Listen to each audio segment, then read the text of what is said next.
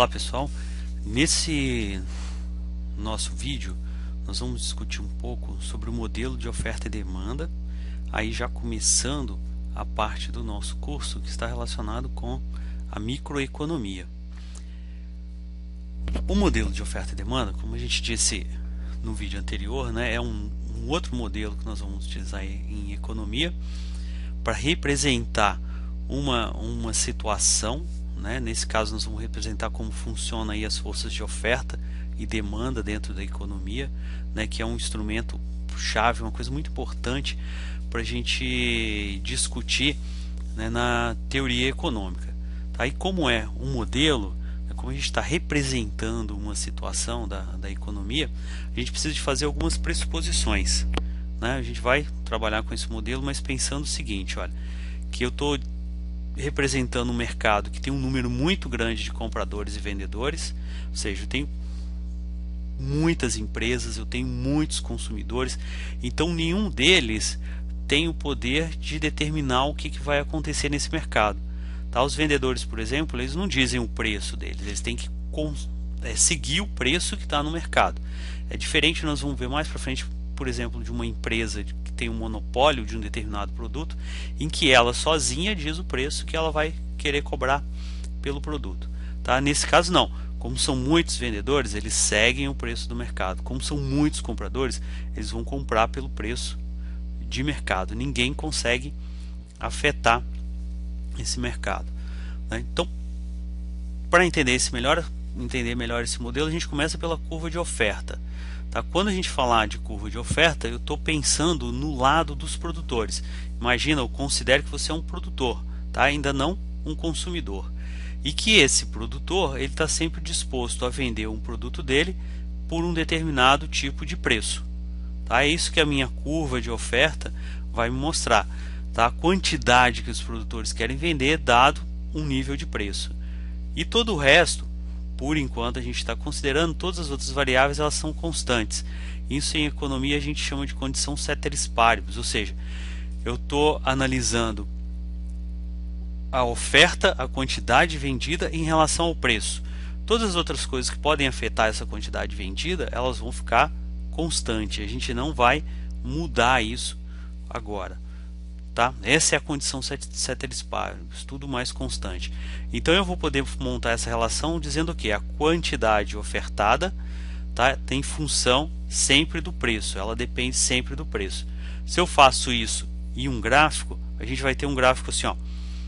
Aqui eu tenho preço, a quantidade que está sendo ofertada.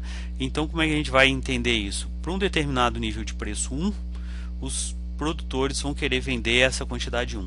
Se eu aumento o nível de preço, os produtores vão querer vender uma quantidade maior.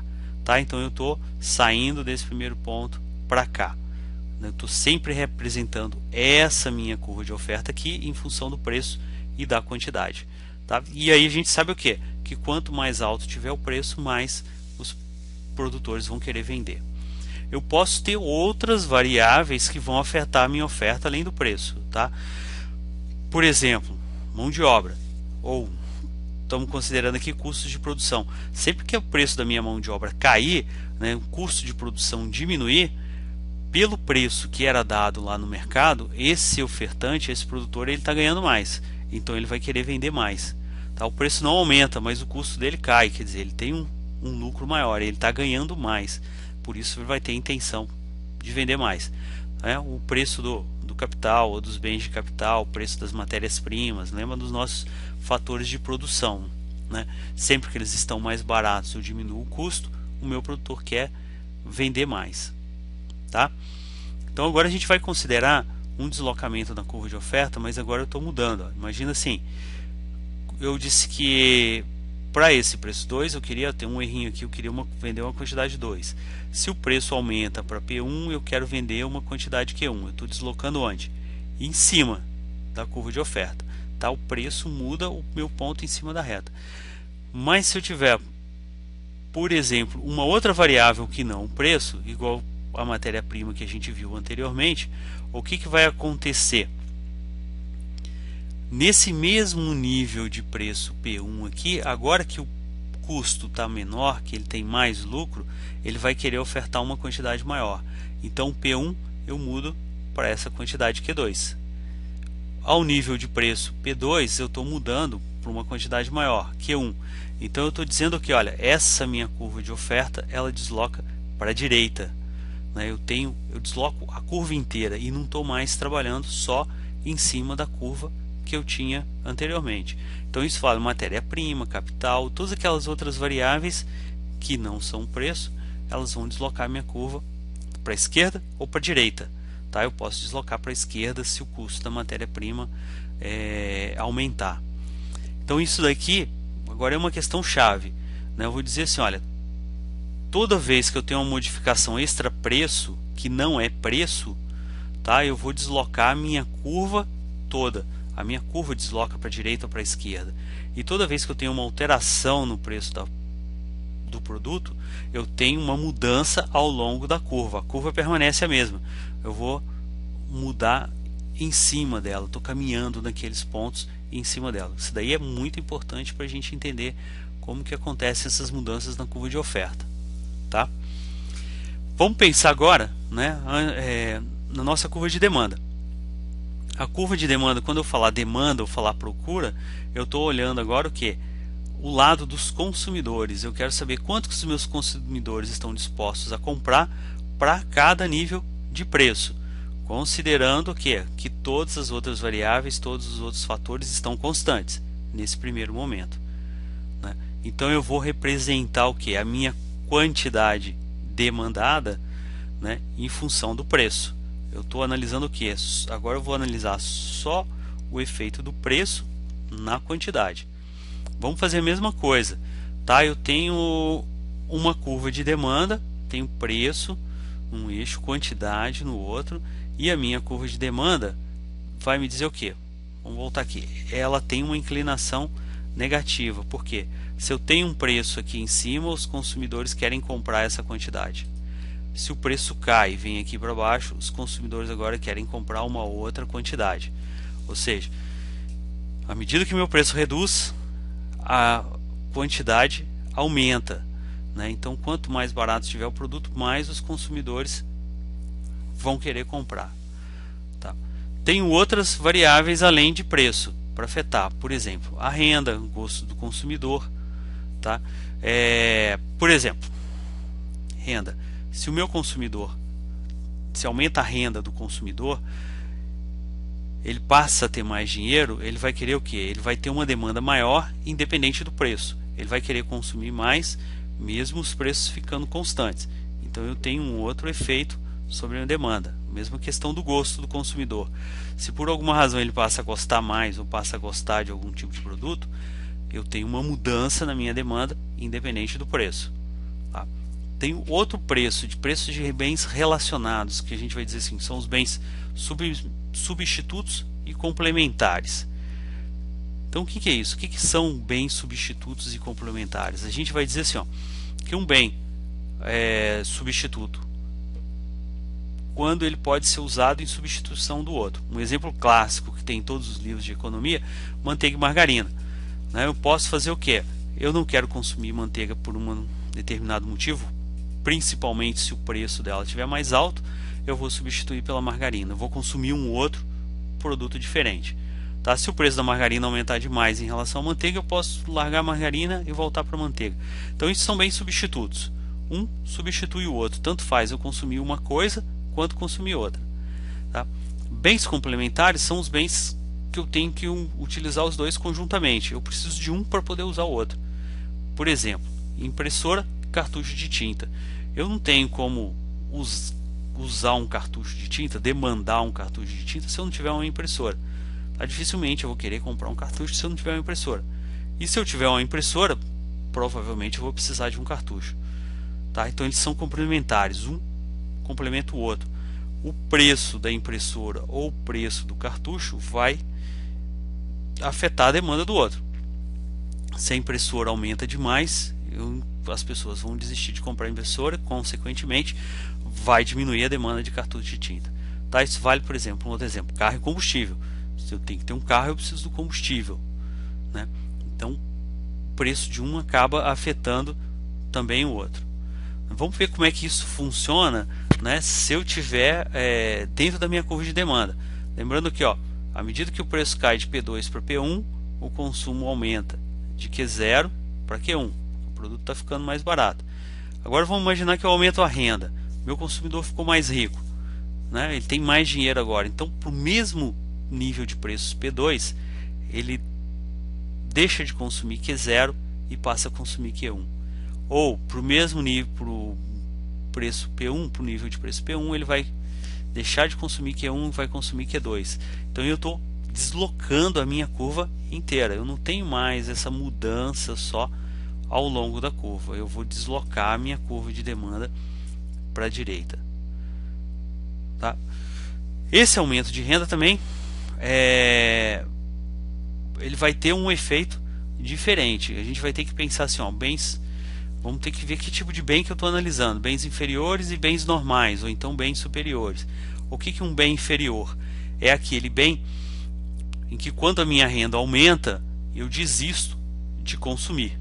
Tá? Por exemplo, ou eu substituo por um outro tipo de bem. Um outro exemplo clássico também, carne de segunda. À medida que eu aumento a minha renda, tá, eu deixo de consumir carne de segunda e vou querer comprar de primeira. Então o aumento de renda diminui a minha demanda de bens inferiores. Bens normais e superiores é o que? À medida que eu aumento a minha renda, eu aumento a demanda por aquele produto. Tá? Vestuário, bebidas, a maior parte dos alimentos estão classificados como bens normais ou superiores. Eu aumento a renda, eu aumento o consumo. Né? O bem inferior seria o contrário. Eu aumento a renda, eu diminuo o consumo, diminuo a demanda. Né? Então, fechando agora, para a gente começar a tentar juntar, né, oferta e demanda no mesmo gráfico, vamos lembrar, olha, sempre que eu tenho uma modificação extra-preço em alguma daquelas variáveis, renda, gosto, ou bens substitutos e bens complementares, eu vou deslocar a minha curva de demanda para a esquerda ou para a direita. E sempre que eu tiver só uma mudança no preço, a minha alteração ela é em cima da curva de demanda. Né? Eu vou consumir mais ou menos, mas dentro daquela curva de demanda. Tá?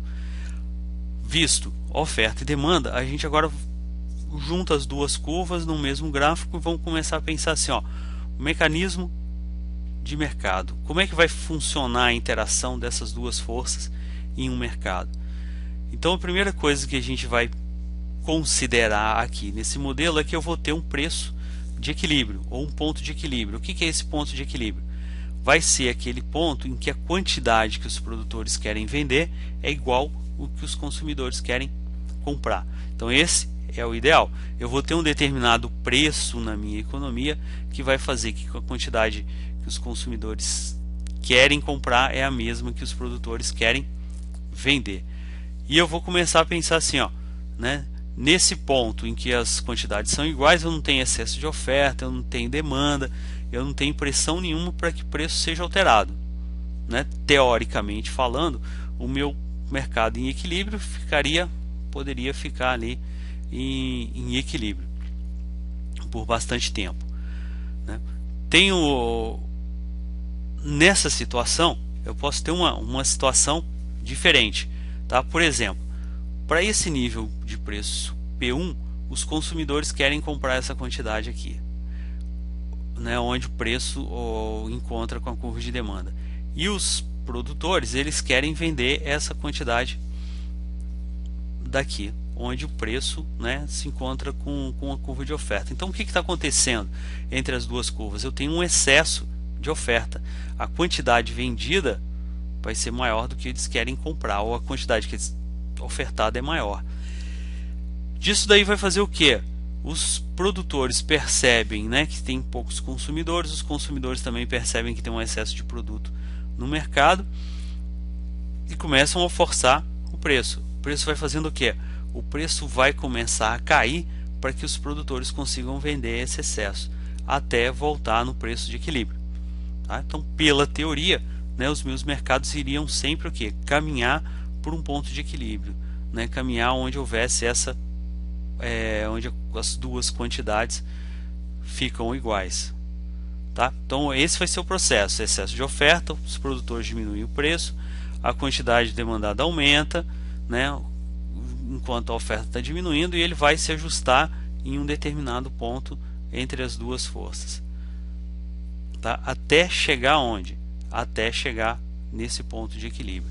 Então esse gráfico aqui mostra essa situação, né? Um excesso de oferta faz com que ele reduza, que tenha uma quantidade menor de produtos sendo oferecidos e os consumidores querem comprar mais, porque o preço está caindo, né? Essa quantidade Q1 eles queriam comprar com o preço P1 lá em cima, com o preço P2 mais baixo eles querem uma quantidade maior agora, tá? Então esse é o meu mecanismo de mercado, tá? Estou supondo agora o contrário, ó. Eu tenho um preço P2, né, um preço bem mais baixo, então os produtores querem vender só Q1, os consumidores querem comprar Q2, eu começo a ter o que? Um excesso de demanda, uma pressão, né, sobre o consumo, eles querem comprar uma quantidade muito maior do que existe no mercado. Então essa demanda, esse excesso de demanda vai fazer o que? Com que o preço aumente, tá? Até chegar no nosso ponto de equilíbrio. Como o preço está mais alto, os consumidores desistem de comprar um pouco, os produtores vão querer vender uma quantidade muito maior e eu chego no meu ponto de equilíbrio.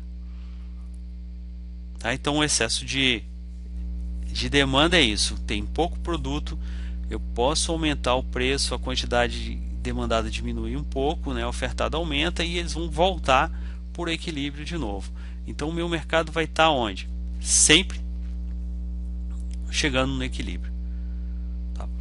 A gente está dizendo que é um modelo de oferta e demanda, então o modelo representa uma situação real, né? A gente vai dizer assim, olha, eu nem sempre vou ter o meu mercado funcionando tão bem e nem sempre eu vou ver ele chegando no equilíbrio, tá? Então quando é que eu vou poder usar esse modelo? Vamos lembrar isso, eu tenho um mercado quase competitivo, eu tenho que ter de um lado muitos compradores e muitos vendedores, para quê? Para que ninguém individualmente afete o mercado. Então é nesse momento que eu posso utilizar esse modelo, né? Vamos pensar depois em outras estruturas diferentes onde isso daí não vai funcionar muito bem, tá? Qual o exemplo disso daí? Muitos ou alguns produtos agrícolas funcionam dessa forma, né? Quando a gente vê assim, ó, a notícia na televisão, ó, o preço do café está cotado a tanto, então o produtor, se ele quiser vender, ele tem que seguir aquele preço de mercado, porque existem muitos outros vendendo e sozinho ele não consegue afetar esse mercado, sozinho ele não consegue fazer isso. Então essa é uma situação em que eu vou poder pensar nesse equilíbrio, tá? de oferta e demanda, tá? Então vou pensar assim, ó, aquele preço de equilíbrio, aquela situação que eu cheguei, ele vai ser determinado pelo nível de oferta e demanda. A quantidade de oferta e demanda são determinadas por quê? Por variáveis diferentes. A gente viu aqui a oferta dependendo de custo de produção, a demanda dependendo da renda, do gosto, dos bens substitutos e complementares, tá? Então são outras variáveis que vão afetar esse mercado. Então vou dizer assim, sempre que eu tiver uma mudança em uma delas, eu vou acabar tendo uma alteração no preço de equilíbrio ou na quantidade que está sendo negociado nesse mercado, tá? Essas variáveis vão mudando o meu mercado. Vamos ver alguns exemplos disso daqui, ó. Suponha que o preço da matéria-prima cai. Caiu a matéria-prima, o preço era P1, está constante aqui no mercado. Caiu o preço da matéria-prima, o produtor tem um lucro maior agora, tá? Então qual vai ser o interesse dele? Se ele tem um lucro maior, ele quer vender mais. Então eu vou dizer assim, olha, a minha curva de oferta muda para a direita, tá? Pelo mesmo nível de preço P1, ele quer oferecer agora uma quantidade Q2. Só que os consumidores não querem comprar essa quantidade Q2 pelo nível de preço P1. Para comprar Q2 aqui embaixo, eles vão querer ter um preço menor, tá? Então esse excessozinho de oferta aqui vai fazer o que? Vai fazer com que o meu preço caia. Estou oferecendo muito mais, o preço vai cair e o meu mercado vai voltar a ter um equilíbrio aqui em P3, Q3 com uma quantidade de preço menor. Então esse é o funcionamento. Pode ser assim: caiu o preço da matéria-prima, caiu o preço do produto. Como é que ele cai? Ele cai pelo excesso de oferta, que vai levar a esse novo ponto de equilíbrio do meu mercado. Tá? Vamos pensar no exemplo 2. Aumenta a renda, né? Então estou lá no equilíbrio P1, Q1, por alguma razão a renda das pessoas na minha sociedade aumenta. Por exemplo, aumentei o salário mínimo, tá? Estou dando mais dinheiro para as pessoas. O que vai acontecer? As pessoas vão querer comprar mais a esse nível P1, tá? Só que daqui para frente eu vou gerar o que? De novo, um que chama de escassez de oferta ou excesso de demanda. Tem mais pessoas querendo comprar agora, ou a quantidade que eles querem comprar é maior do que está sendo vendida. Então o produtor sabe que ele pode aumentar o preço, ele vai vender um pouco mais, o consumidor vai desistir um pouco. Ó, Q2 menos Q3 aqui é porque o preço aumentou, então ele quer comprar menos, e o meu mercado vai chegar ao que? Num outro ponto de equilíbrio, agora um pouco mais alto, né, em relação do que ele estava antes. Exemplo 3, eu estou considerando assim: ó, a renda aumenta e os preços da matéria-prima caem. Quer dizer, estou considerando duas coisas ao mesmo tempo, tá? Como a renda aumentou, eu vou aumentar a minha demanda, igual a gente já viu antes. Como o preço da matéria-prima caiu, eu vou aumentar a minha oferta. Então eu desloco as duas curvas de uma vez, e o que acontece? Eu vou de novo achar um outro ponto de equilíbrio, né, que está um pouco mais alto aqui no nível P2, Q2, porque vai depender da intensidade com que eu aumentei a demanda e com que eu aumentei a oferta. A oferta poderia aumentar muito mais e cruzar aqui embaixo e eu ter um nível de preço menor, tá? Ou a demanda poderia aumentar menos e eu ter um preço menor. Então vai depender do que estiver acontecendo nesse mercado. O fato é que eu desloco ou eu modifico as duas coisas ao mesmo tempo, tá? Então eu vou estar dizendo assim, ó, a direção e o tamanho das minhas mudanças vai dizer o que vai acontecer nessa quantidade, tá? Formato das curvas de oferta e demanda também, dependendo de ser mais ou menos inclinado, ou dependendo como é essa curva de oferta e demanda, eu vou ter mudança